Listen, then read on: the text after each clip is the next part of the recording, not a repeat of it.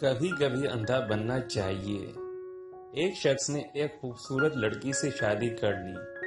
بہت محبت کرتا تھا اپنی بیوی سے، مگر ایک دن اس لڑکی کو جلد کی کوئی بیماری لگ گئی جس سے اس کی خوبصورتی روز بروز گھٹتی جا رہی تھی۔ ایک دن اس کا شوہر کسی سفر پہ نکلا، واپس آتے ہوئے اسے حادثہ پیش آیا جس میں اس کی دونوں آنکھیں جاتی رہی۔ خیر، ان کی ازدواجی زندگی یوں ہی چلتی رہی اور اس کی بیوی کی خوبصورتی مزید گھٹتی رہی، مگر اندھے آدمی کو اس بات کا علم نہیں تھا، لہذا ان کی زندگی پر اس کا کوئی اثر ہی نہ پڑا۔ دونوں ایک دوسرے کو پہلے کی طرح چاہتے تھے اور ایک دوسرے کا خیال رکھتے تھے۔ خدا کا کرنا ایسا ہوا، ایک دن اس لڑکی کا انتقال ہو گیا۔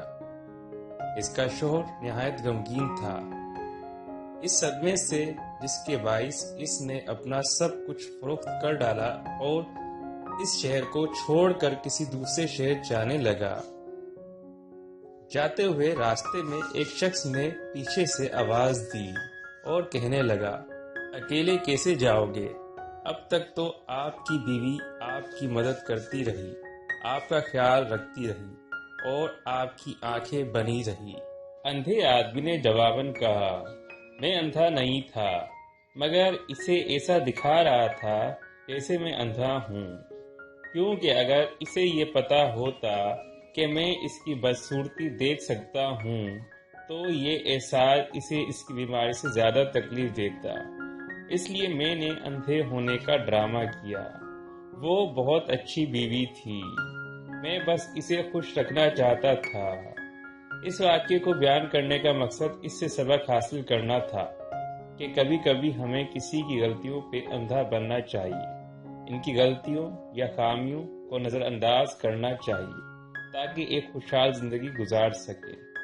کہ مخلوق کوئی بھی کامل نہیں مگر صرف خالق، لہذا رشتے کی مضبوطی کا باعث کسی کی کاملیت نہیں، بلکہ رشتے کی مضبوطی کا راز اس بات میں ہے کہ ہم اپنوں کو ان کی تمام تر خامیوں اور غلطیوں کے ساتھ دل سے قبول کر لیں۔